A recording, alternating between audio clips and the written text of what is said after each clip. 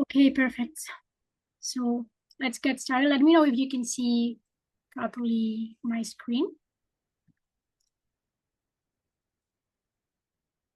Yeah, thank you. Hi, Christine.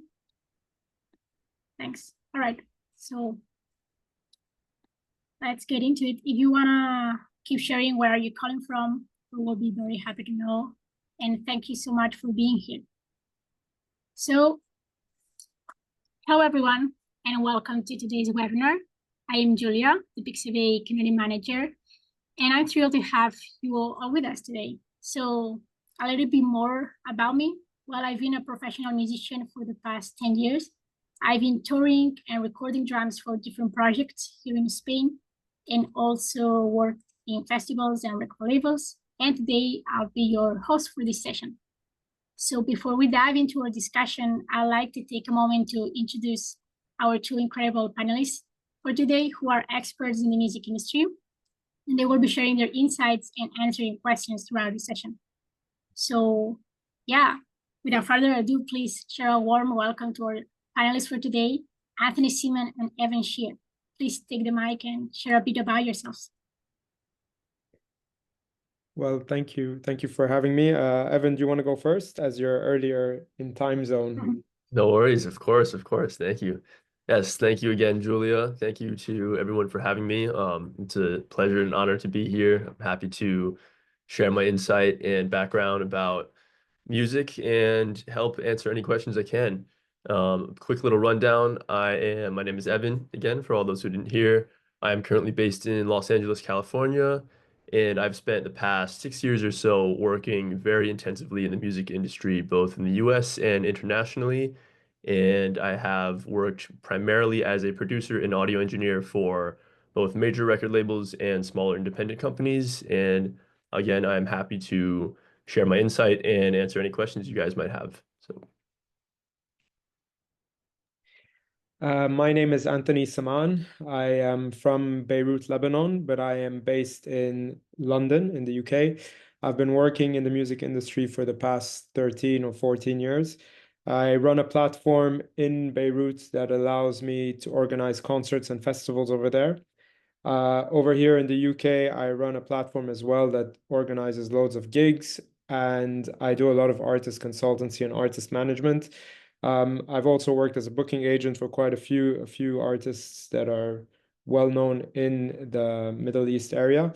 And yeah, I'm happy to, like Evan said, to dive into it and go through any questions you might have and to tell you a little bit more about how I ended up where I am. So yeah, because it's been quite a journey in 13 years.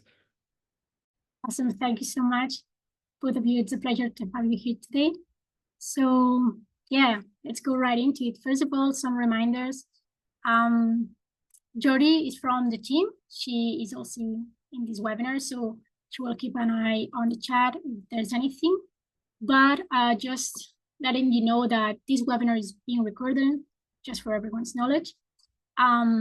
Keep your microphones on mute until the Q&A, if possible, please. If you have questions, you can either use our raise hand feature at the bottom, and I will call you and you can chat your questions, and we will try to answer them as we go. And then, yeah, if you feel comfortable, maybe we could open our camera so that we can see everyone. Thank you so much. And yes, so this is the agenda for today's webinar. We will start now with an introduction, and then we will jump right into the heart of the webinar, which is understanding and getting a comprehensive overview and the ins and outs of the music industry. We will explain the different sectors and agents involved, and then we will move on to the other main part, which is all about helping you to know what you need to keep in mind before starting out in this industry. This includes things like mindset, budgeting, networking, and so on. Then we will do the Q&A. And finally, we will do a quick summary and share a little bit more about Pixabay for those who don't know. And we will share a special gift that we have prepared for all of you. And we're super excited for that as well. So yes, let's get started. The music industry, right? So the music industry can feel overwhelming and difficult to break through. And the truth is, it's not easy, but it is possible. All right. So the industry is no longer about just making music. It's about navigating the intersections of live performance, digital platforms, media placements, and royalty payments. So whether you're an aspiring artist or someone looking to build a long-term career, understanding the key pillars will help you position yourself strategically. So yeah, let's get started. This is the main pillar, right? And I will do a quick introduction and then pass it on Anthony and Evan. But please, this is very important. The various sectors of the music industry don't exist in isolation. They feed into and enhance one another, meaning a well-executed sync placement can boost your streaming numbers. While, for example, a successful touring can increase merchandise sales and grow your fan base, but in turn, that will drive more streams and royalties. So understanding how to work these sectors together can provide stability and multiple streams of revenue and exposure to the right audiences. So yeah, for example, I'm gonna put an example for each pillar. For many musicians, live performance remains one of the most significant revenue streams. However, it's not just about selling tickets. It's about building relationships with fans, refining your stage craft, and connecting with the audience. While, for example, then streaming. Digital streaming platforms have changed how music is consumed and monetized. Spotify, Apple Music, and other services are crucial to gaining visibility, though they might not always be lucrative. So keep that in mind. Then sync licensing has become an essential part of many artists' income. Getting your music placed in a film, in a TV show, in a podcast, or video game can bring exposure and significant revenue, but you need the right team to help you with music placement. And finally, royalties. So royalty streams are often overlooked by new musicians, but they are critical to long-term sustainability and success because they are a passive income. So there are several types of royalties, each tied to different activities and rights, but it's important to know about this as soon as possible so you can have all of these organized for your career. So now that I have introduced these 4 pillars, I would like to hand it over to our expert panelists, Anthony and Evan, to explain each one in more detail. So yeah, share your insights and what, the roles, what they are about, and yes. Evan, do you want to go first? Sure, absolutely. So again, as Julia just mentioned, she brought up a lot of very, very important points to keep in mind and consider when getting started in the music industry. Unfortunately, the nature of the industry nowadays, as overwhelming as all of these factors might seem, they are very critical and important to keep in mind because whether or not you want to become an artist or producer or work in studios or work more on the corporate side of music, these factors matter a lot. And what I mean by that is, whether or not you work for a major label or a smaller independent company, it's important and crucial to understand how each of these different factors impact you individually and the people you are working with, especially in a team environment. So for example, one thing, just to back up a little bit, so I am currently 24 years old, and I know that might seem very young to have the sort of experience I do in the music industry, but the insight I would love to share with you guys is how I sort of navigated this when I first started, and this was post graduation from college and university. And the biggest thing for me, though, was trying to sort of streamline all of this information and make everything make sense all at once. And that's where I really got most lost in my younger years. And what I had thought originally was I can just YouTube this. I can, figure out all this information through a quick Google search or, read a book and immediately know what I'm doing. And the thing is, that was incredibly naive of me to think at the time. And I was very backwards in thinking that I could just gain all of this information completely on my own, because while there is an extent of being able to do a lot independently, I think it's very important to ask for help, go to different companies, studios, labels, whatever it might be, and gain hands-on experience. And so for the first category, for example, for live music, so for those of you that are really interested in live music, performance, whatever that factor might be, it's incredibly important to sort of just have an open mind when thinking about live music. And what I mean by that is whether or not you are based in the US or internationally, the nature of live music can vary drastically depending on the country you're located in and also how different laws and regulations revolve around that certain area. So, for instance, my introduction to the music industry was first in China because I spent about 4 years there, learning, working in the music industry, and just trying to gain a comprehensive understanding of what that meant to me at the time. And eventually, I was born and raised in the US. So when I had come back to Los Angeles to work full time in the music industry, I had a very, very different understanding of what live music meant versus what I had understood in China. So the biggest thing for me that I learned was understanding that what you might learn and basically develop for live music in one country might be vastly different than another.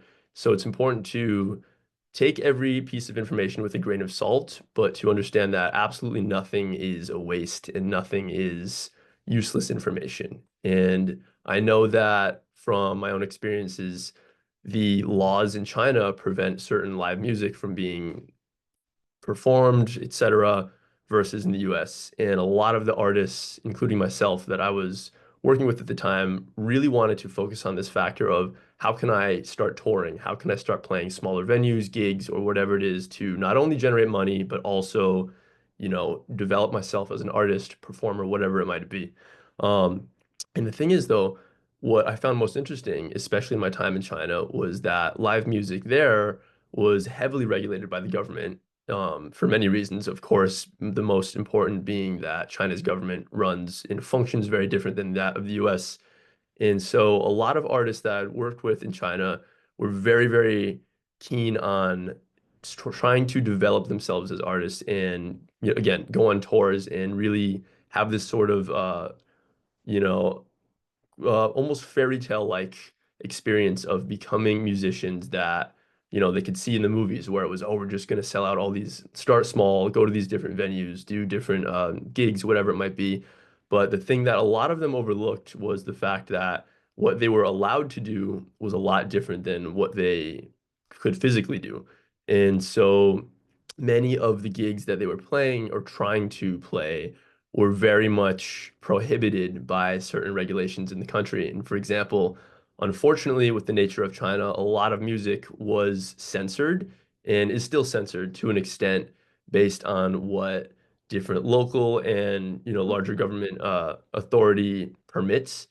And so versus the US was wildly different to me. And when I had eventually come over to Los Angeles, the live music industry was so much different than what I had experienced and learned. And so in terms of gigs, touring, festivals, even merchandise, I think the biggest thing that helped me the most when first starting in that area was to honestly forget everything I thought I knew and be a sponge in the sense where I just soaked in and absorbed as much information as I possibly could, listened to everyone I possibly could, and didn't really think of anything as a waste or useless information. And eventually, it helped me better navigate what I wanted to do and how to better make sense of what it meant to go on tours and what it meant to play gigs and how to manage that independently without a team or manager per se. And so the biggest thing too is I do very strongly believe that it's not absolutely necessary to have a manager, quote unquote, or a team behind you helping you do these sort of gigs and whatever kind of performances there are, although it does help, but it's not the be all end all in that sense. And I think that um, it's very critical to also just stick to what you believe in, what the path you want to follow in the sense of live performance, and to again just take in as much information as you can and listen to everyone. And what I mean by that is, not everyone is going to be right about, especially in the sense of judging what you want to do, but not all information is going to be, just, oh, I've heard this a million times before, or I don't want to hear this anymore. So I think it's just very important to take in as much as you can and learn from everyone and everything and to try it. That's the biggest thing is to start small, but try it. Begin, even if it's the local, bar across the street, whatever it is, even if it's your friend's garage party where, 10 people show up, that's 10 more than it was the day before. So start somewhere, keep consistent, and basically just try everything in the beginning and see what really works for you. So if Yeah. Anthony wants to sort of elaborate on that too, I know that his experiences are definitely similar, but also he has a lot of great insight in terms of the international scope of that, just with music outside of one specific country. So Yeah, thanks for that, Evan. I'll start with the end of what he said, which is trying things out. So I don't know who's in here. I know that you're in different countries. I know you're of different backgrounds. I know you're of different age ranges, and all of that to me doesn't really matter when it comes to music. Whether you want to be a musician to start with, or you want to work in music, if today you want to start right now and you're 18 or you're 80, it makes no difference. You can start right now. The thing is, the music industry today is far more open than it's ever been, in the sense that we have access to things we never thought possible, despite sometimes the negative press that it gets. But the music industry is one that allows people to do what they want and how they want to do it online to start with. Um, when I started in the music industry, the first thing I did was I started DJing at a bar. And I was DJing at a bar, and I started getting, this is we're talking 2008, or yeah, 7, 8. And I was getting CDs from local musicians. They were giving them to me, and I was playing them in this bar. And all of a sudden people were getting really like excited about hearing music they'd never heard of before. And fast forward a few years, I wish it was a few months, fast forward a few years, it came to me that I should try and organize gigs for these artists. And some of these artists that I was discovering by illegally downloading them back in the day when Spotify didn't exist was a bunch of artists from Europe that nobody's heard of in a place like Beirut, which is where I was based and where I'm from. So lots of people were always asking me, who's this? Who's this? Who's this? And I was like, surely there's a demand here to organize gigs for these people. But I had no idea what I was doing. Um, I just basically went to a venue, asked them how it works. How do I rent a venue? What do you guys have?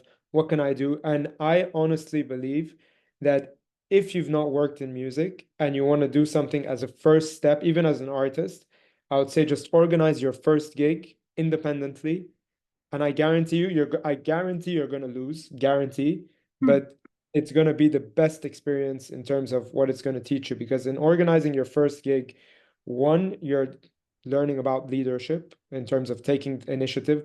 Two, you're learning about marketing, how to market this on social media, etc. Three, you're learning about technical stuff, whether it's tech writers, hospitality writers, etc., etc. Four, you're learning about rights, what type of things you're allowed to record, what type of things you're allowed to put out there, etc. So it's kind of like when you're trying to learn how to swim and someone throws you in the deep end, I would say that's the best way to do it to get started. To go back to Evan's point, just get started. And my recommendation would be organize a gig. Just organize a first gig and let it be on your own. Whether you're the organizer and you're booking an artist, that'll also teach you how to book artists. Whether you're the artist yourself and you're performing, that'll also teach you all the different process. But if you do that, I guarantee you that within 1 week, you just write down what you've learned. You write down the good, the bad, because there's going to be lots of bad. There's going to be some good. There's going to be more bad, but it's not bad. It's more of a sense of that didn't work. How can I make it work? And then you take it step by step from there. That's what I would say in terms of getting started as a first start. Awesome. I think it's great to hear the stories and background of where you come and how did you get started. And I also wanted to share a little bit if you want to bring your insights on different roles, because I think that usually artists or singers or musicians, but here there's producers, there's all type of artists and people involved in the music industry. I think it's important to know that there's no only one specific career or route or way of doing things or getting into the music industry. Like you can be a sound designer and maybe you start doing the sound design or being a sound engineer for a little venue, and that's great. And then you can go up and end up being in a big studio in LA or whatever you want, or creating your own stuff and so on. So I think it would be nice to touch a little bit on the roles that we have for the different pillars and share some light into them because they are very important as well. I'll go on this first, and Evan, you can jump in. I'll just mention the ones that I've worked as. So I've worked first initially as a promoter, so in terms of live music, someone who organizes gigs and so on and so forth. Then I started managing artists. With them, they were young indie artists, independent, and I was kind of raising the money for them to tour, which I then became their tour manager slash manager as well, and took them around and went all across Europe with these bands. And then following that, I've also worked as an artist marketing manager with Deezer. Deezer is a platform that's similar to Spotify. So with them, I worked as well, just in terms of marketing, promotion, and so on. And then it's just the thing, as you've mentioned, and I'm sure Evan will say the same, is that there is no one specific thing, and you're gonna have to, whether you like it or not, at least be aware about all the different roles that exist. So, and you can pick and try, right? Everything you're gonna do now. I mean, even today, like the person you are today, I don't know any of you, I can't see any of you, I don't know who's here, but the person you are today, I guarantee you 1 year from now will be a different person. So it's the same in music. If you start right now and you say, I'm going to work as a promoter, I'm going to organize a concert, I'm going to do whatever, 1 year from now, you'll have learned everything about booking agents, about management, about being, I don't know, a marketing manager, whatever it might be in the music industry. So there's so many roles, and you almost have to be a jack of all trades in music. You have to be aware of everything. But yeah, I would say generally it's just you have to kind of be knowledgeable enough and be open, as Evan said, he said he was a sponge and he took in all the information, he took it all in, and that I think that's really the right way to do it, irrespective of your age, where you're based, what experience you have, when you're starting or not. Yeah, that's what I would say. Absolutely. I think that's a very, very important point. And I love what both Julia and Anthony were saying in terms of just the nature of the music industry and how to make sense of that, especially when first starting out. And I really, really cannot emphasize Anthony's point enough as well, where the most beautiful thing, in my opinion, about music is that there is no age limit specification or certain, I have to be a certain age to do this, or I have to do it at by a certain time.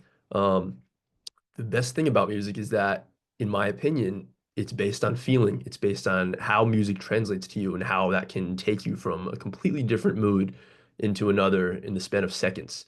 In the nature of the music industry, though, there really, really is no age limit. There is no age range where, obviously, if you're 10 years old, which is incredibly unlikely, it's going to be more difficult to navigate the music industry than someone who is 35 years old or older, whatever. But the thing is with music is what I'm understanding from most of you present. Obviously, I'm assuming that most of us here are at least of a conscious age where it's not something where you really need to backtrack and start from scratch. But what Anthony, to sort of elaborate on his point again, one thing that really helped me the most, especially when first starting out, was just to sort of back up a little bit. When I grew up, from about the time of 5 years old up until now, and again, I'm 24 currently, I started a very traditional music path. And I've always sort of known in the back of my mind I wanted to do something with music. I just wasn't sure what that was. And so I grew up playing, I had a classical and jazz training in both piano and guitar. And I went on this sort of fast track path to, I was also born and raised in Boston. So I really wanted to go to Berkeley, the music school there, and spent the first 18 years of my life doing everything possible to get to that goal. And then eventually, by the time I reached that point, and I'd sort of learned what I wanted to at that stage, I thought, okay, my end goal is I want to play music live. I want to be, perform in a big band. I want to tour with a jazz group across the country or internationally. I want to do something in that regard. And for me, though, what I had completely disregarded was the fact that music is not as linear as I thought. And it wasn't just this, oh, it only exists in the sense of live performance or having to play with a band. And at the time, I thought that by going to Berkeley, by going to a music school, by choosing this specific path, this was all there was that music had to offer. And I was so very wrong about that because once I had moved to China, done my work there, and then eventually to Los Angeles, I'd realized that the industry itself has so many different categories and avenues of approach. So it really is, especially today more than ever, a situation where you can choose so many different paths. And if you don't like one thing, there's a million other. So that's honestly the best thing is that you don't have to be a performer. You don't have to be a touring musician. You can work on the corporate side of music. You can work on the production side. You can work in studios. You can even work from home, doing work remotely for companies. There's so many different avenues of approach. Um, and to sort of help make sense of these different pillars too. At first, for me, it was very daunting trying to make sense of all the technical aspects of the music industry. And I know that things like, for me at least, royalties, sync, streaming, live music made no sense to me whatsoever when I first started out. And I just thought to myself, I don't really need to pay attention to these things. It's fine. But it helped to, in my opinion, just know at least enough in each area to help myself reach the next step of my goal. And it wasn't sort of an all or nothing situation. It wasn't, let me learn everything at once and then by tomorrow I'll be an expert. It was, let me start slow, as Anthony was saying. Let me try to book one gig first. Let me work with one artist first and then see where that takes me. And so, in that sense, I think that as daunting as some of these terms might seem, it's absolutely doable. It's very, very understandable once you figure out what it is you want to do and the path you want to follow. But the biggest thing, in my opinion, more than any of that, is to sort of, before trying to jump into all of these terms and think, okay, how can I make sense of this? To understand maybe what I want to do now is not what I'm going to want to do a week from now or even a year from now. And that's absolutely okay. That it's okay not to have this sort of complete understanding of, I want to do this a very specific way, or I want to be the biggest artist in the world or biggest producer. Things change. The nature of the music industry is changing as we speak. There's so many things coming into effect on a day-to-day basis, but just having the basic understanding of what streaming means versus sync versus royalties will help tremendously in just making better sense of that so you can figure out what it is you want to do. And to very briefly touch upon that, and then I'll pass it along to both Julie and Anthony, the things that have helped me the most, especially in the sense of, we'll move on to streaming now, is the nature of streaming has changed so drastically, even in 3 years professionally working in the industry versus 10 years ago, and the way I grew up at least, and I'm sure it's different for all of you as well, being of a very different age range, which I love. Many of us, I think it's safe to say, grew up in an age where we didn't have, we weren't born with Spotify and Apple Music and all these major distributing platforms that we have today. And so it was a very different way we consumed music, and the way we listen to music has changed drastically. And so the thing with streaming nowadays is that obviously we have our major platforms, of course, the two biggest being Spotify and Apple Music, at least in the US, for example. Sorry. Um, when I grew up, obviously, I'm sure many of us are familiar. We had iPods or whatever it was, CD players, of course, and music was very physical and very analog at the time. So I loved going to my local, record store, getting a vinyl, or going through my grandfather's vinyl collection and saying, "Oh, this is amazing." And I think the thing that was interesting for me at the time, though, was that was streaming. I just didn't realize it. But nowadays, when we think of streaming, I think many of us assume it's automatically whatever major platform we're consuming music on, and it's very digital. But the thing is, streaming still exists in the sense of a very analog approach, but it also exists in a very digital approach as well. So nowadays, when we think of streaming, I think almost everyone immediately says, okay, I listen to music primarily through my phone, through whatever platform it is. But rarely do we have these instances where it's, okay, let me go home and use my vinyl, let me use my record player and or let me listen to a CD or a cassette. It's unfortunately a very lost art to say nowadays, but not something that doesn't exist entirely. And so I think that it's important to be adaptable as much as you can, especially with the way music is changing, and not to just say, let's forget about all the analog and the way we used to consume music, but to be open to change. And what I mean by that is, as we progress very technologically and digitally, so does music, of course. So do music record labels, companies, etc. But in my opinion, it's not necessarily a bad thing to shift towards this digital sort of approach, because at the end of the day, the one thing that I had no idea that I would run into was working in so many major record labels and studios. When I first started, I thought almost everything I'm going to be able to do just on my computer and just figure it out, and it's going to be entirely digital. The biggest and most beneficial situations for me in studio environments were those that stuck to what they believed in the analog sense and were able to use analog techniques, hardware, whatever, to get this end result, and how to bridge that gap between the analog and digital world, and then eventually translate that into what streaming means today. And so the root point I'm trying to make with all of this is that what we understand about streaming nowadays, we might think we know everything, but that might completely change tomorrow or a week from now. So to be adaptable to change and to understand that nothing in the music industry is going to just be set in stone is very, very important in order to better help yourself and those among you, your team, whatever it might be. Yeah. Thank you so much for sharing all these insights and how I think I also had that experience of believing there was one way and then starting to, study more. And I also study music business my career. And then I was like, wow, there's so much agents and people involved in the music industry. And I was a drummer at the time. I was only focusing on drums, and that opened up a great window of new opportunities, and it was great. And one of the things that stood me like was more impactful for me was the role of music supervisor, because I always thought, how do you get your song on a film, on a TV show, all of that. And of course, there's the role of music supervisor, which is a person who listens to a lot of music and knows all these different composers and sound designers and musicians. And when they also work with directors in films, TV shows, and so on. And when they need music, that's a contact, that's a person that bridges both worlds.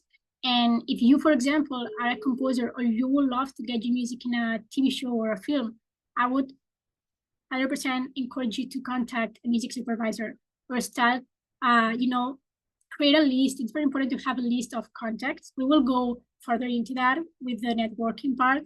But if you want to get your music out there, just create a list of music supervisor in your local zone. And then you can, on LinkedIn or different platforms, you can find people worldwide that can benefit from your music. And they might be looking for someone like you or the type of sound that you create. So there's a lot of opportunities out there. And I think that, for example, if you want to get your music in playlist and so on, you need to know playlist curators. And there's people who work on that. So there's a lot of opportunities out there, and you just need to start like knocking on people's door and say, hey, I do this. Would you like to collab? Would you like to listen to my music? Or would you like to, maybe I'm a producer and I want to produce a track for you. So I would encourage people, as you also mentioned, to simply go there one step at a time, and knowing that you just have to get your first gig, you have to get your first opportunity, and from there things start like to open up really rapidly sometimes. So I don't know if you wanna touch on anything else, maybe royalties, or we can go on to the I'll next. just mention one point related to the supervisor thing. Okay. So, as Julia mentioned, this role is for people who curate music in movies, in series, and different things like that. If you're an artist, and I don't know if people here are artists or professionals, but I would recommend that if you're an artist, that if you're starting out, you give your music for free. because if you do that, what you're going to do is end up giving the supervisor more incentive to put your music in their movie or in their series or whatever as a starting point, especially if you're at the very beginning. I've seen it with artists I've worked with where we gave a song to a series that was supposedly independent, and we were like, yeah, you know, you can have it, it's fine. The series blew up, and we were thinking initially, like, we missed it, we missed an opportunity to make money here. You know, we're like, we missed an opportunity. But instead, what it did was it got us so much traction on the side, so many new followers, so many new people discovered the band. People came to the gigs we toured on, and they were all saying, yeah, we heard your music on this show, we heard your music on this show. So there was a cost, a financial cost at first, but the opportunity that came from it overpowered significantly the cost that we would have gotten from this payment. So always, you know, as Evan said, you know, keep an open mind with these things. And yeah, it's sometimes trying to think of what you can give them rather than what they can give you as well. Mm-hmm. Yeah.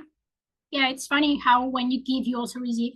And 100%, I think it's what I said at the beginning, that all these pillars, they don't exist in isolation. So truly, if you get your song, you know, in a film, that will impact, you know, all of those other pillars. And lastly, I would like to touch a little bit on royalties. I think it's very important for everyone to know a little bit about it, and you can look further into it if you are interested. But royalties are the money that generates your music when it's played, maybe on a live venue or even on streaming or any type of platform, usually. And yeah, there are different types of royalties, and they impact different roles. So for example, if you're a producer, usually producers, maybe they don't know, but if you have participated in a song and the creation and you have produced it, you have royalties of that song. And if you have paid for the master and you actually mastered that song, you have another type of royalties called the mastering. And usually, if you work independently, you get all the royalties. So if you're an indie artist and one day a song of yours blow up, you will really make a lot of money. But it's important to have all the data of that song backed up, and, you know, register your songs with organizations that secure that all the money that will generate is gonna go into your bank account. Because if not, it just gets up in nowhere and it ends up being in they call it the black box. So what they do is that when it's there for a lot of years or months, they simply share that money with the stakeholders of each platform. So it's very important to know about pros, which are the performance rights organizations, which secure all that money for you. And, you know, it's very important to get legal advice, when you are signing any type of contract, when you're talking about royalties. So I will really encourage everyone to look into that. If you're serious about releasing music for a film, as Anthony now shared, that it created a lot of money, but in turn it impacted the other pillars, so it was fine. But, you know, if you have all of that secured, that's also that's perfect for your career as a long-term scenario, because that will be the passive income that you will be getting while you're sleeping or while you don't have the power to go touring every day for 10 years. Then if you have songs that generate royalties, you will be getting paid. You know, maybe it's not that much, but something is ever appreciated a little bit. So yeah, I think that's important. Yeah, I think we can go into the next part if you want. Sure. And then one thing just really quickly to touch upon, Julia. So I know that a lot of these terms can seem, whether or not you are experienced in the music industry or just starting out, these terms can be very overwhelming at times, and that's the nature of how it is. So if there are specific questions with regard to live music, streaming, sync, or royalties, there will be a Q&A section. So myself, and I'm sure I speak for Anthony and Julie as well, very happy to answer any specific questions any of you might have in regards to those areas. So if there are specific topics or points you want to discuss further, happy to go more in depth when that time comes. So. Yeah, 100%. Perfect. So now this part is like a bridge between the two main parts, and it's about creating a strategy and knowing what you really want. So now that we got an overview about how the music industry works, you guys have to create a strategy for your career. So for example, someone might want to be a composer and producer for a video game or for films and center his forces on scene placements, while somebody else might want to go on tour with her band and play around the world as a pop star. Someone else might want to be a great piano teacher and who loves teaching and also enjoys playing every weekend on a jazz intimate venue. So all of these different paths, along with any other career scenarios that you might be experiencing right now, demand a unique strategy. So no matter the path that you choose, every successful strategy begins with one thing, which is clarity. So knowing your goal, ask yourself, what do you want to achieve? And this is very important because clarity leads to direction. Meaning, if you know what you want and where you're going, you are halfway there. So, Anthony, I know that you've worked with all types of musicians, and I'm sure that you've seen firsthand how important it is to create and tailor different strategies for different types of artists and their dreams. So, could you share some insights on how have you helped musicians along the way? Yeah, so I do a lot of consultancy work for artists. I currently do that with 4 Yeah. different artists. Mhm. And the first thing I ask them before we work together is, where do you see yourself in 3 months?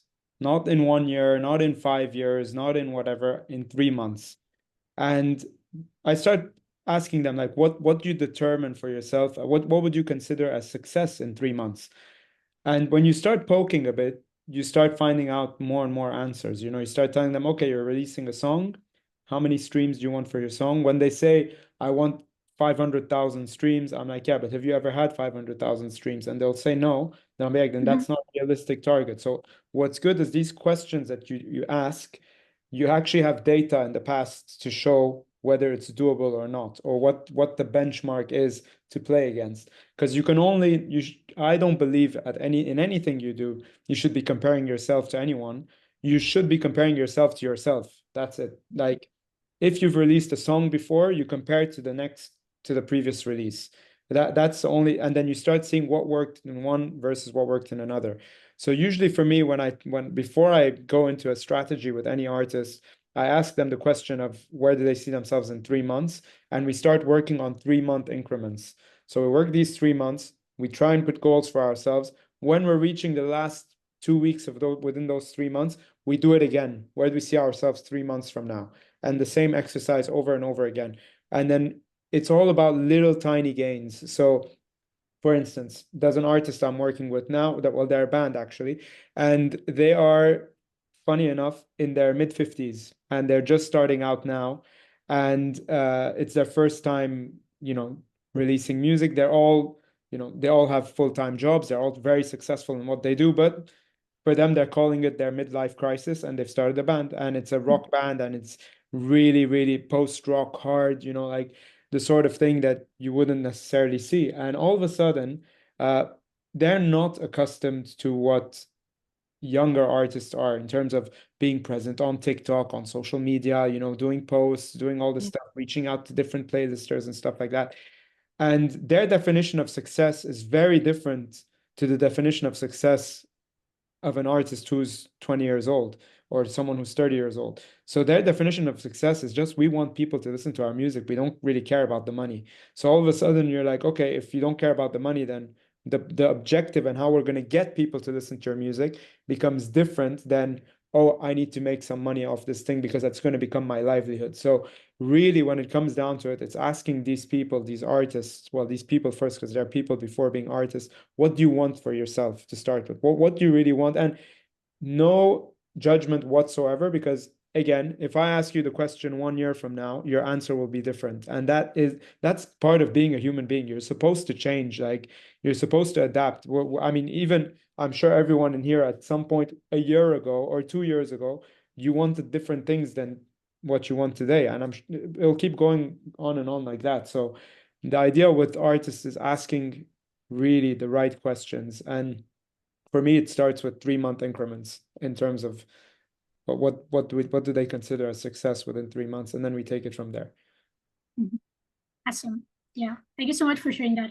And Evan, I would like to hear your thoughts as well. If you work also with a lot of musicians across the world, is there anything you would like to add on Sure. what Yes. what you think? I very much agree with Anthony's point in the sense where taking it in small increments is absolutely, in my opinion, essential to create a strategy that works best for you. Because again, what you might start out with in the plan you might originally have might not work, or it might work. It doesn't, it depends on the situation. It depends on how you approach that. But starting with smaller increments is so much more beneficial in the long term, in the long run to yourself, just in terms of reaching your goals by breaking it down in a way that is not so overbearing all at once. The other part with that is, again, to piggyback off of what Anthony was saying, in music, in my opinion, the important thing to remember is that whatever route you choose to go down,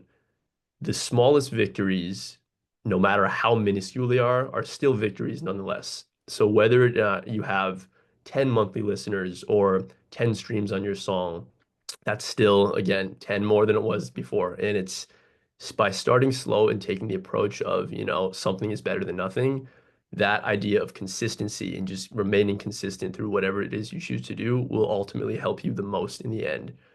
Because I think one of the dangers of the way the music industry exists nowadays is that a lot of people, especially in the route of artists or producers, expect an all or nothing approach to the music industry. And they expect that, oh, I have this song I'm very proud of, for example, and when I release it, it's going to get millions of plays and it's going to launch my career. And then, then I'm going to get a record deal and my life's going to change forever. Very rarely does that ever happen. Very, very rarely. It's extremely difficult to have that quote unquote overnight success in that regard. And if there is, there's usually other factors allocating to that as to why that person is gaining so much success so quickly. But as Anthony was saying, by starting small and breaking down your strategy into increments that are understandable to you, it's much more beneficial to yourself and your career in the end run. Because for me, for example, when I first started out, I oftentimes let the ego get in the way of how to actually strategize a plan that worked for me. And I thought that, wow, I have this song I'm very proud of, or I want to, I have this guitar piece that I think would fit perfectly over this song for this major artist or Justin Bieber or whatever it was. And then, it took a very long time for me to realize that most of these people, or I should say at the time, many of these artists that I wanted to work with in the studio environments had no idea who I was. Of course, how would they? I was just someone just starting out trying to make sense of all of this.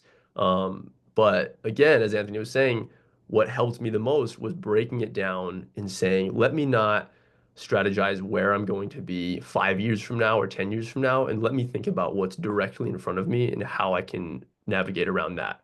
So again, for me, it was similar to the 3 month increment period, but it was even shorter. So it was let me have very short-term goals, but let me make these very feasible and very approachable. So it's, whether or not I wanted to release a song or work with another artist, let me have a goal for what I want to achieve within the next week, for example. And then once that happened, how can I focus on what the next week after that would bring, and the week after that, and so on.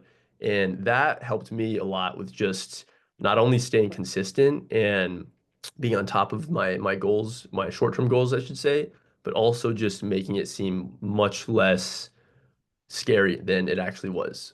Because I think it's important to have long-term goals, very, very important, but it's important within those long-term goals to have short-term goals as well, so that it doesn't feel so overwhelming to, have these strategies or really just approach whatever it is you want to do. Mhm. Yeah. Yeah, I 100% agree with that. It's very important to know the end goal or for example, as Anthony also said, to know what success means to you, but also be able and open-minded to change. And yeah, and to have little and small and shorter term goals, and that will compound and that will build your way up to the long-term goals. So yeah, awesome. Thank you so much for that. And we're gonna move into the next main part of the webinar, which is what to keep in mind before starting in the music industry. Well, I think this is one of the most valuable parts of this webinar and usually goes overlooked. So yeah, producers, composers, musicians, bands, and artists in general, all we know about is playing music, which of course it's crucial, right? But that's the foundation, that's the beginning. From there, we need to know how to build a solid portfolio, how to think like a pro, how to network, how to protect your intellectual property, how to do content creation if you want, how to choose the right team, the right label, manager, etc. So these are all pieces of the puzzle that can and often get overlooked when we first start out, but they are critical to long-term success. So with that in mind, I would love to ask Evan and Anthony to share some of their insights on what to do before starting in the music industry, keeping all of these in mind, and we can brainstorm together. All right, so I'll go first. But yeah, basically in terms of all these things, the biggest thing I would say is you're no longer, if you're an artist, you're not just an artist to start with. That idea has long gone. You cannot just make music and hope for the best and hope that your music gets out there and that people are going to discover you and that you're going to fill out a venue like Adele or whatever. That doesn't work. Today, there are roughly 120,000 songs being released every day. And unless my calculations are wrong, that's a song every two song, a song and a half or two songs every second or something like that. Point is, there's an endless amount of music and there's an endless amount of people out there who think and hope that their music is going to get out there and it's going to get big, etc., etc. So the idea is if you're an artist and you're producing music, that's one pillar. There's so many other things that you're going to have to do if you want to get out there and get your music heard and so on. Whether it's content creation, being present on TikTok, on Instagram, creating something, creating a story for people to be able to know about you and so on and so forth. Whether it's networking that's mentioned here, going out to all these different music industry conventions and so on, and going and meeting people, whether it's collaborating with other artists, whether it's teaching people how to play instruments. Like there's so many things that you can and should do. And that today, if you're jumping into the music industry as a musician, as an artist, then you have all these different factors around you that you can do. You just need to think, what are the ones that are going to generate revenue for me? What are the ones that are going to take the most time? What are the ones that I actually enjoy doing? And you start pinpointing them out. So that's as an artist. If you're someone who wants to work in music, it's the same thing. I don't want to say you can't because you can, but it's rare for someone to be only one thing in music. So I'm a promoter at heart. It's what I enjoy doing the most. I have a gig now in 2 weeks that I'm organizing for artists here in London. It's not going to be my be all and end all of the month. I will be working as a creator acquisition manager for a company. I will be working as a booking agent for others. I will be working as a consultant for others, and so on and so forth. And this is something that you're gonna gradually learn if I'm sure you already do, because this applies to everything in life. It's very hard to be boxed into one thing and being like, oh, I am a booking agent of an artist and that's all I do. Because even if you are that, I guarantee that your heart and your mind and everything 1 year from now, 2 years from now will want to change. So you might as well start doing many different things in parallel to that. So like I've never been a musician. I have no ambition to be a musician. I can DJ if I want to have some fun, but it's not something that I want to focus on, for instance. I want to focus on the industry stuff. So at least I know that that part of it is something that I have no interest in. But that's just me. Yeah.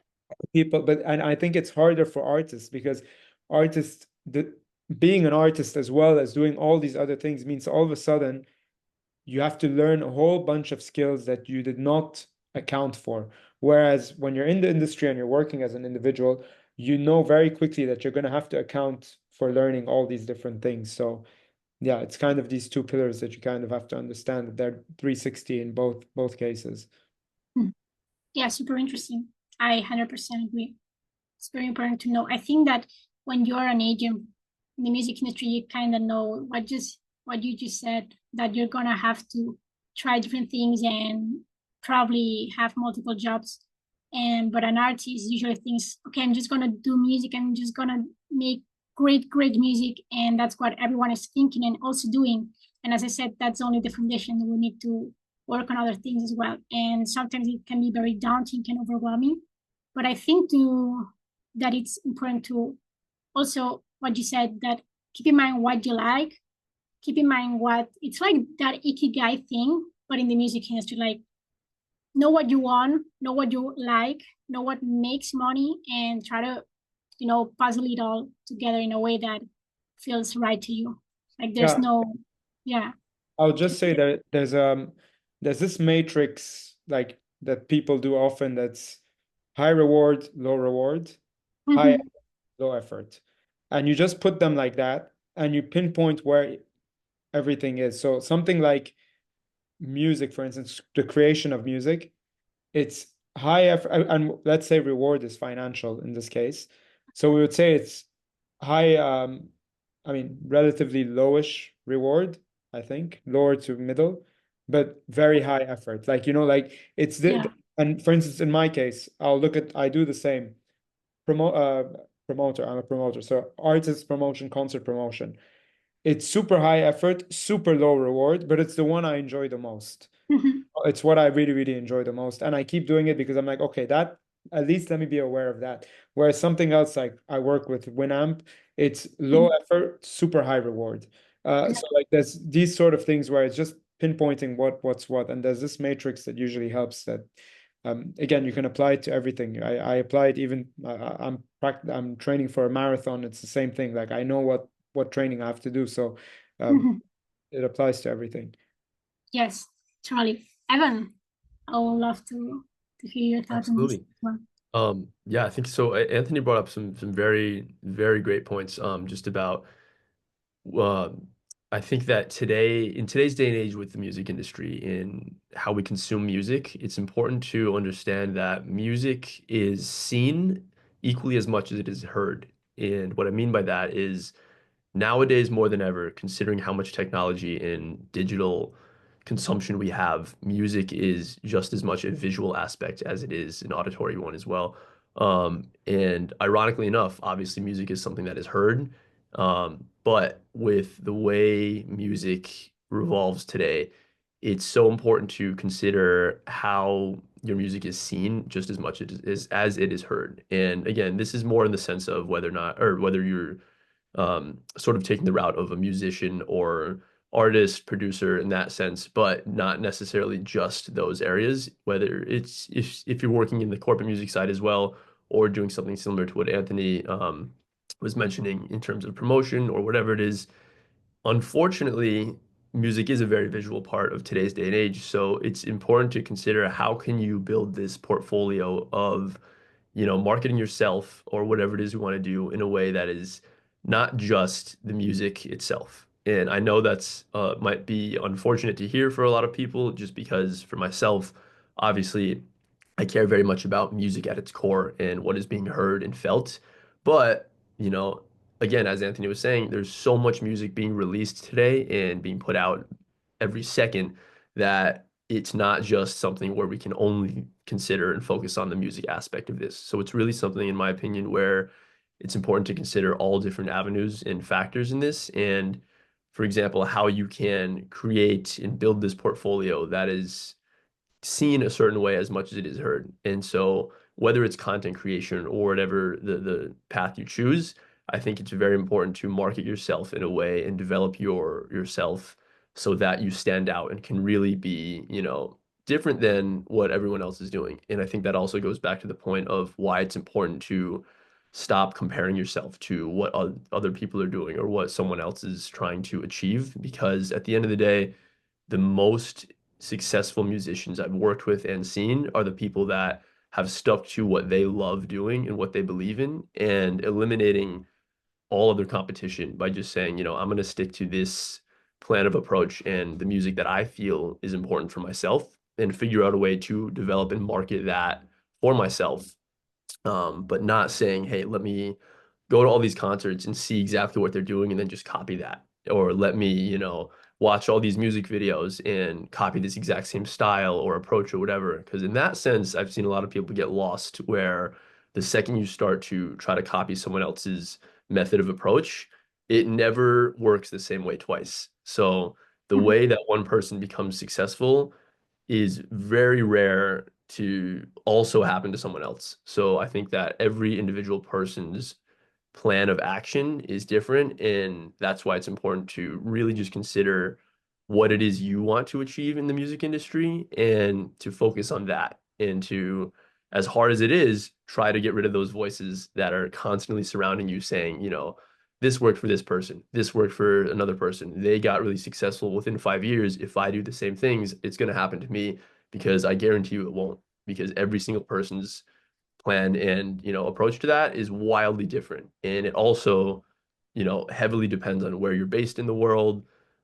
There's so many different factors in that, but the good news with that is it's not impossible. Absolutely the furthest thing from impossible. It's just a matter of sticking to a plan that works for you and not someone else. Super interesting. Yeah. I think you touch on how to treat your music like a business, having that work ethic, and also it's very important to know about to focus on not comparing yourself, because I think that's something that everyone can fall into. But truly, in the music industry, there's no one path or the path to follow. So yeah, just focus on networking, on knowing a little bit about the business side, even if you enjoy and your passion is truly making music and listening to music and going to gigs and playing and all that stuff. Try to know a little bit of everything, a little bit of everything. And yeah, and now, for example, with AI, I remember with Evan, we also talked on a past call that AI is gonna impact a lot the music industry. And a lot of people are very scared about it, and there's reasons to that, but also it can be like a tool, and you can learn how to leverage that, to kickstart your career. And maybe it's not about music creation part, or maybe yes, but also it can help you on creating content or on keeping you organized or on networking easily. And yeah, I don't know if Evan, you want to touch on this as well a little bit, or Sure, absolutely. Yeah. So I think it's definitely a very important factor to consider. Just with, it is something, whether or not we like it, that is very heavily impacting the music industry as well as many other areas of the world. But from my own experiences, the interesting parts are I think there are a lot of pros and cons to AI and how that is impacting music nowadays. And it's important to just take it again with a grain of salt, with the current state that it's at. But for example, some ways in which I'm sure Anthony might agree, that AI has helped, in my opinion, and for me personally, are more in the organizational aspects of music versus the actual functions or trying to create songs, for example. And so, for example, a lot of my friends who are A&Rs in the music industry work for major labels trying to, find new talent and work with new artists. It's been a very, very effective process in using AI to help organize and keep track of what artists are where in the world, how they're doing, how their numbers are, their streams, for example, the money they're making, the money they're generating for the label, etc. And using AI as more of a tool to keep track of things like that has been very, very effective versus, I've worked with, for example, Sony and Universal Music right now at the time.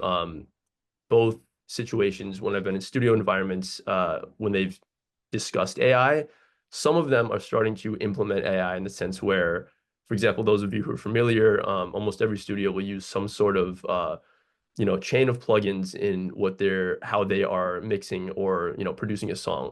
It's just the sort of essential tools being used to make a song complete.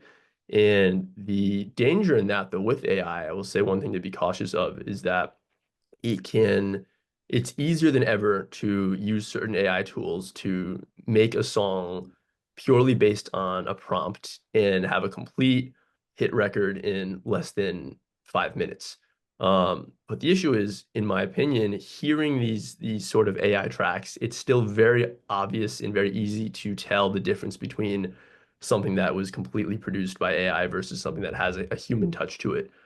So that's really sort of the argument that's come into play, especially in studio environments, is that, you know, how can we use AI to help make the process more effective and easier, quicker, whatever it is, but not necessarily take over the entire job of an engineer or a producer. And so it's something to obviously, you know, just be aware of, but I think will take definitely more time to really see develop, and how that will really impact music in the long run. But it's something where I think again there are many pros and cons. So it's just, in my opinion, more of a trial and error thing in the stage we're at right now, just to see what works, what doesn't. But honestly, if there's anything to take away, in my opinion, again, it's something I would say approach AI in the sense where, you know, again, use it to an extent, but don't let it completely take over your own feeling and your own touch to whatever it is you're doing.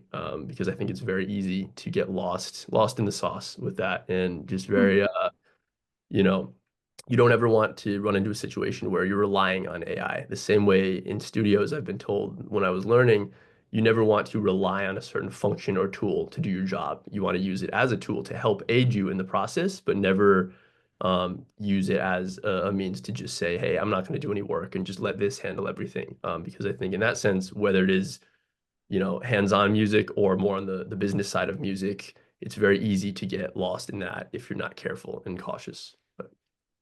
Yeah, totally. I think it's the topic of the year, at least for the professionals in the music industry. And let's see how this evolves. But also, there's a lot of people talking about ethic training AI and how music AI tools that are emerging for music creation, they're ethic or not. But I think this is for another webinar itself, because it's a very big topic and very new as well. So I think we touched on everything. Let's go now into the Q&A. Yeah, I would encourage anyone, if there's any question, any doubt, or any thought you would like to share with us, you can use the chat, or you can let us know if you wanna speak. We will open the mic for you. Yeah, we would love to hear. Okay, Anita, since this has been, thank you. I am a classical music composer and have learned much from this webinar with you. Thank you so much, Anita. Thank you so much for the feedback. Yeah, if there's any doubt, or anybody want to share more insights and your opinion on this, we're very happy to know more about it.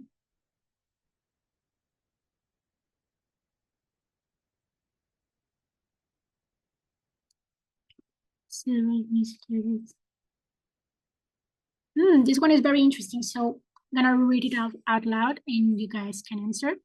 So how do you see the role of music labels evolving in the next 5 to 10 years? And are they still essential for new artists, or are alternative routes more viable? Yeah, wanna go first?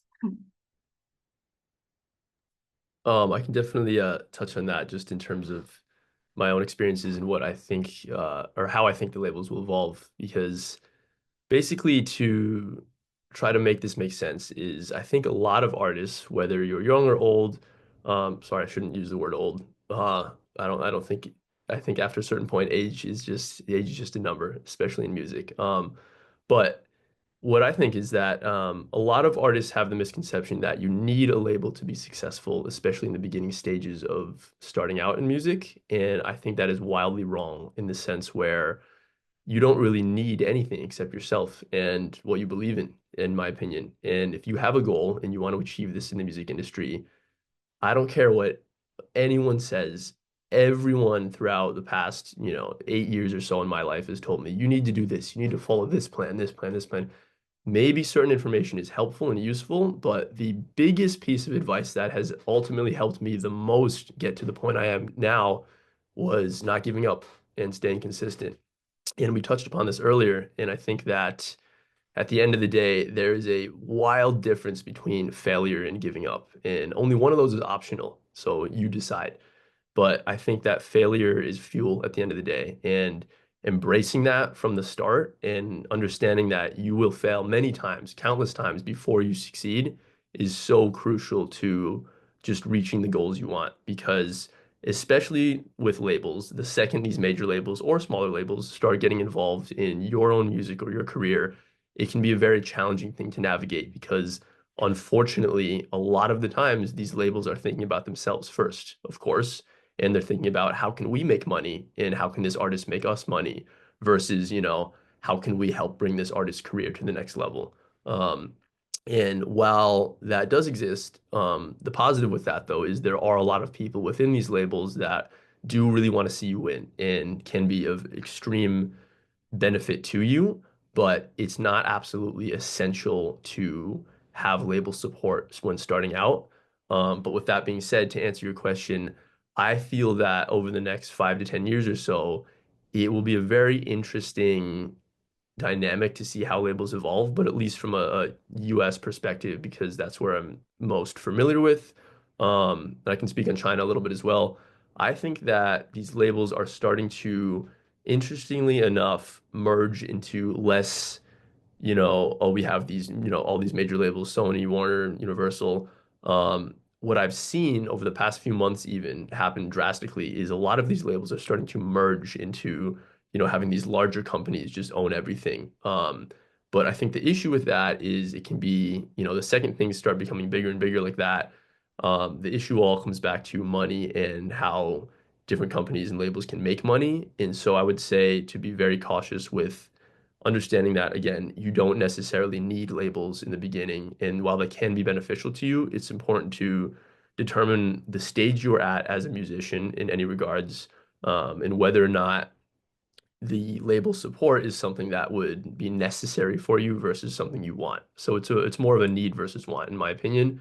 Um, but again, I think on the contrary, for example, the one thing that had helped me the most sort of launch my career in music was, unfortunately speaking, was label support. But the what I mean by that is I originally started just my overall, once I graduated college, I grew up with one, I'm half Chinese, half Italian.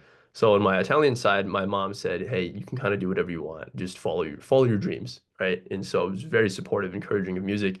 My dad, on the other hand, being a very traditional Chinese father, was very much, "You can't do this. You need to, go down be a doctor, a lawyer, a businessman, whatever it is."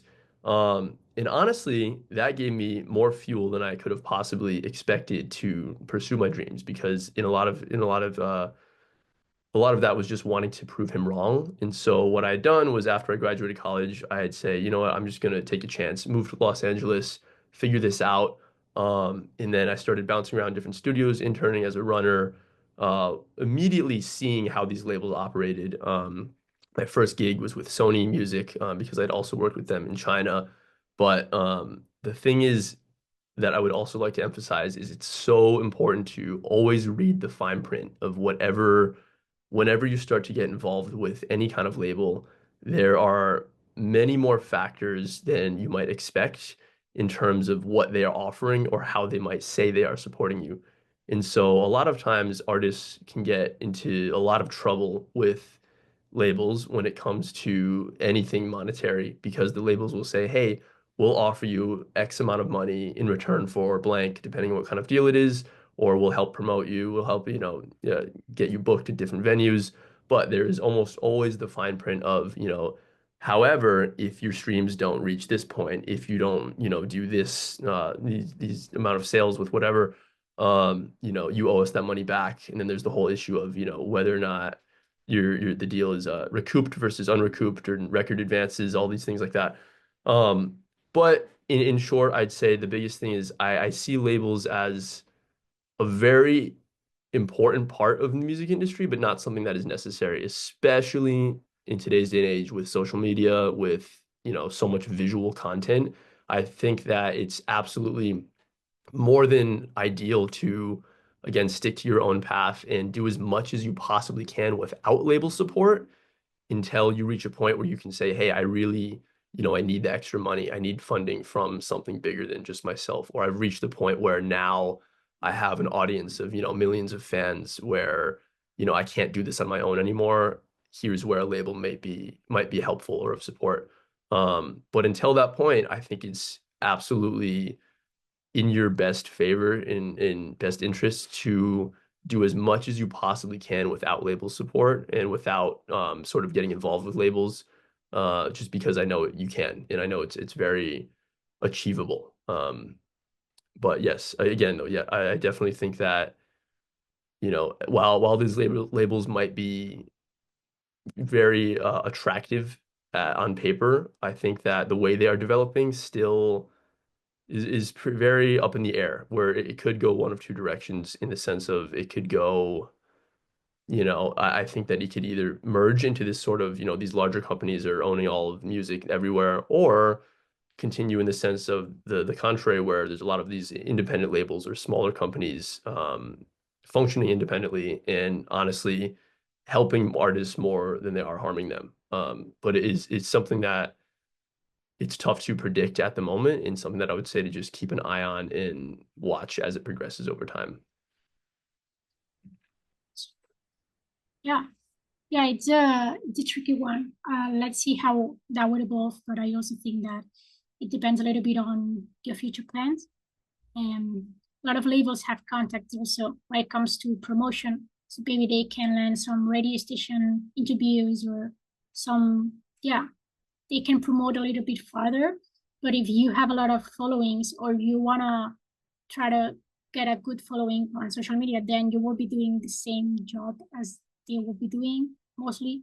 Maybe if your contract with the label also they also bring a booker, for example, and you want to do tour or you want to play gigs, then that's something that maybe it's important to keep in mind. But if not, you can always, you know, get a consultant, get a manager and a booker and go indie. And then, you know, if opportunities start to emerge, you can also always think about that and see what best fits your interest. But I think the world is changing so fast and we are being connected more and more. So that's changing. And also labels. I know a lot of different people who work on different labels, from majors to more local labels, and they see that that's changing and they are also trying to adapt. So there's something very interesting for all the people involved. We have some more questions. I'm gonna share now. So Kirill asks, in a world where artists rent a lot of portion of their business, like socials, DSPs, etc., in your opinion, how effective are personal websites, linking bios, social communities, Discord, Telegram, etc., in artists to D2C plan? I am a software engineer and I would love to enter the industry as a professional that helps build out these custom experiences for artists, but don't know if artists see that the benefit of these things. Wow, super interesting. I'll jump in and I'll say, first of all, that's a great question, Kirill. And second of all, yes, it is very, very interesting. Every artist needs some sort of place where all their work can be stored. Some people still use what we call an EPK, an electronic press kit. So it's a PDF document with everything. That's fine. But if you have your website or link in bio or whatever it might be, it's great. There's still a demand for it. There's a company called Komi, Komi, that started something pretty cool like that. I forgot how they integrated it with, you know, with Spotify, with everything. That's one example. There's a website called Bandzoogle. Bandzoogle is very, very popular. Bandzoogle is basically a platform where artists go on there and they pay a subscription fee per month, but they have access to a template website where they have all their links and everything like that. So there is a demand for it. I think Bandzoogle have 150 million artists, or no, something ridiculous. I'm not saying, maybe 150 million users. I don't know what the number is, but don't quote me on that. I'm saying something. But yeah, there's a demand for it. If you can create something like that, definitely. Look up Bandzoogle, look up Komi, look up I mean, you mentioned Discord, but basically anything that has to do like with a Patreon-like feel works as well. So anything that has to build community, definitely worth it, in my opinion. Super. And then Paul also asked us what metadata should be included in track sent to online radio stations. Wow, super interesting. Do you, Evan or Anthony, want to touch on this? Go for it, Evan. Sorry, yes, I'm just reading over your question right now. Sorry, so Paul, are you asking it for, or the question related to, or I have or ISWC numbers from my pro, is that related to your suggestions? And what metadata should be including the tracks sent to online radio stations? So Paul, are you asking for more of that first question or in terms of the metadata?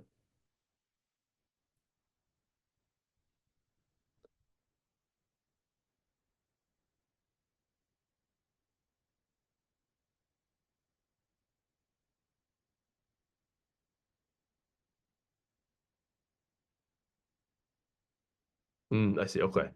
So I think this depends on a number of factors, but most importantly, it depends on, I think, what you're trying to achieve and what you want to do with sending your tracks to online stations. Because again, as Anthony mentioned, there are a lot of services that are very streamlined in helping get this done very quickly and effectively. But I'm not as familiar in the sense of what metadata specifically needs to be sent. I know that from people I've worked with and a few friends of mine with radio stations, I know it's different than other distributing platforms just because I think certain information varies. But I think there might be crossover with distributing platforms where I know that, let me see. Sorry, I'm reading the wrong question here. Plays. It depends on if you are an independent musician versus whether or not you have a deal with a certain company or label.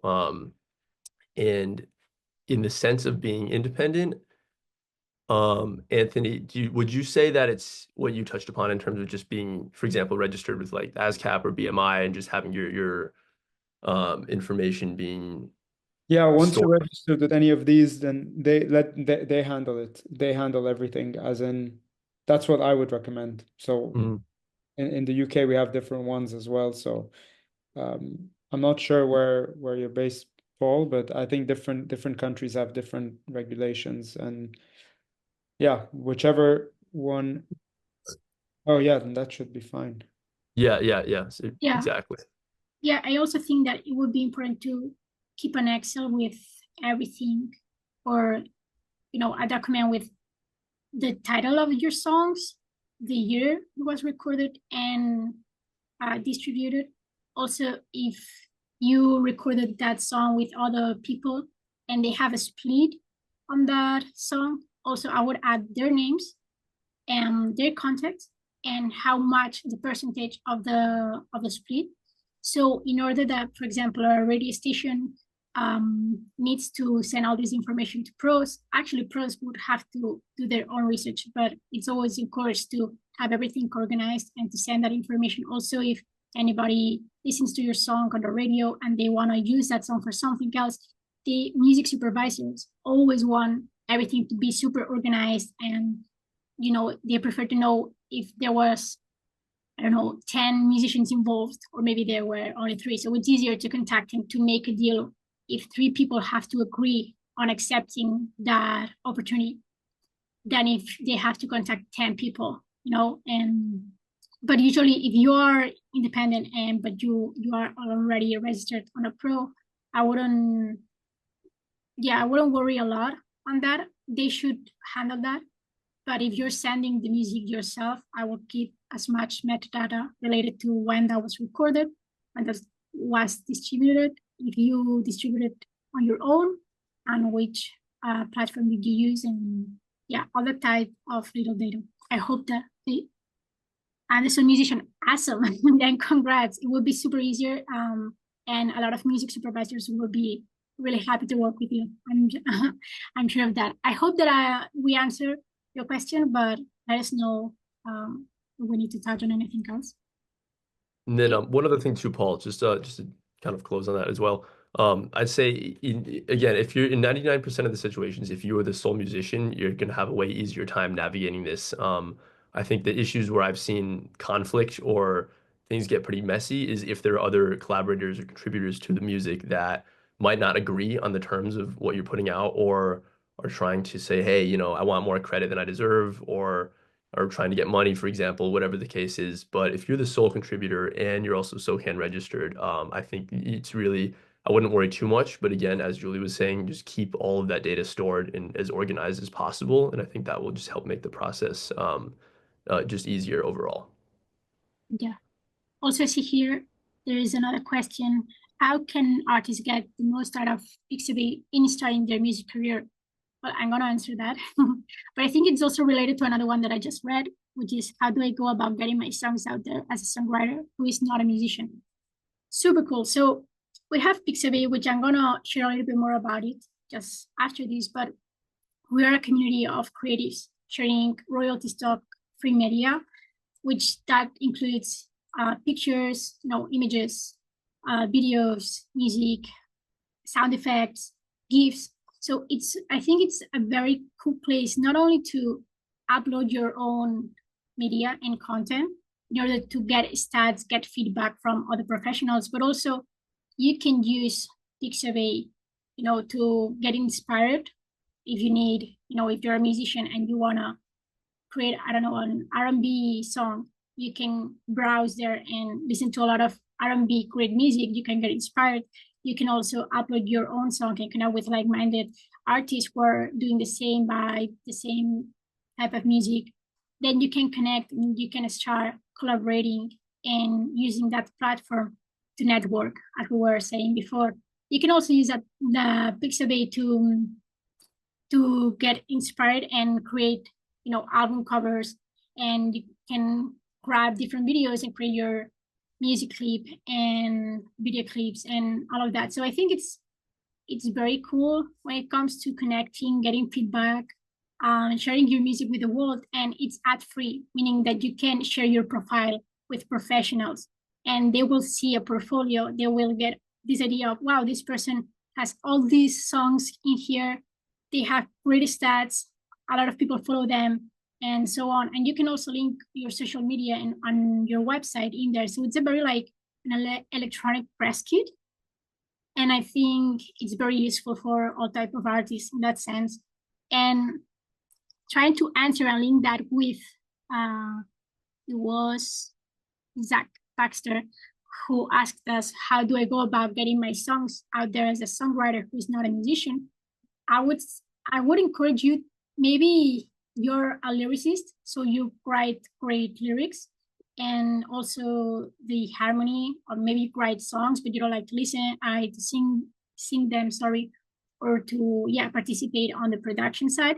So I would encourage you to find different artists and session musicians who are always open, as well as producers who are always open to get new songs and new ideas, and go into the studio with them, share your lyrics, share them your stuff, and try to start connecting, and just do it in a very laid back way. And I in the beginning we said, if you want to do a gig, just focus on that first gig. Then in this scenario, I would say just focus on the first production session or connecting with an artist who's a great singer and you really vibe with him or her, and just be like, hey, I have this, do you mind sharing some time, and see what we can do about it. And I'm sure that you will start getting to know more people and collaborating with more people. I don't know if you want to add anything else to that, but we have another question. So what is the best way to connect with music supervisors? So I'll jump in here and just say, first thing is to make a list of all the different music supervisors that exist, where you're based or in different countries, or it's easy to find with AI being your friend today. You can find quite a lot. Make an extensive list between, I don't know, 60, 70 different music supervisors that are easy to find, and connect with them in the sense, actually have a template email, a template message out there that you send to them. Reach out to all of them and say, hey, this is my music. I want to offer one track for free for you to use on whatever movie or thing or whatever you want, and just see who bites and take it from there step by step. Use everything as an example, as a trial, if you will. Just use it as a trial and see how it goes. My feeling is if you reach out to 60 or 70 and follow up if they don't answer, you're going to get answers. And once you do, you'll then know who you want to work with and so on and so forth. But it's not hard to go online and just write music supervisors, looking for music supervisors in the US or wherever you are, or what we call sync companies as well, same thing. Yeah, I would say the same thing. Perfect. So I think we are done. Yeah, so before we wrap up, I would like to take a moment to tell you a little bit more about Pixabay, which is the organizer of today's webinar. So let's go right into it. You could be awesome. Oh yeah. You should have here video. And no. Yeah. Okay. So for those who don't know what Pixabay is, well, Pixabay is a vibrant community of creatives sharing royalty-free stock media, including sound effects, music, illustrations, photos, and videos. And we bring the community together through our forum, contests, and educational resources and events. Pixabay can be used for free and safely without the need for attribution, although giving credit is always appreciated. And yeah, I'm going to share the next slide where it's more focused. The video you can see here. Let me check. That should go. Yeah, it's more on the music and sound effects side of it. But yeah, Pixabay is designed with creatives in mind, meaning we offer a range of tools to help artists showcase their work and grow their presence, which is very important as you've seen in this webinar. Artists can engage with others through the platform forum, where they can receive feedback, comments, and collaborate with fellow creatives, which is very important. The platform also allows users to follow, like, and donate to artists. So yeah, we support artists through exposure, like being featured on the website and on social media, and users can also use this platform as their own portfolio. So we provide inspiration to users, not only through its abundant content, but also through its event-like contests, creative prompts, blogs, workshops, and webinars like this one. So many artists, I see that they use Pixabay because it's an ad-free portfolio and it has this community side, and they can showcase their art and content and also show the statistics to help you understand what performs well. And yeah, it's a very great tool for promotion, inspiration, and connection.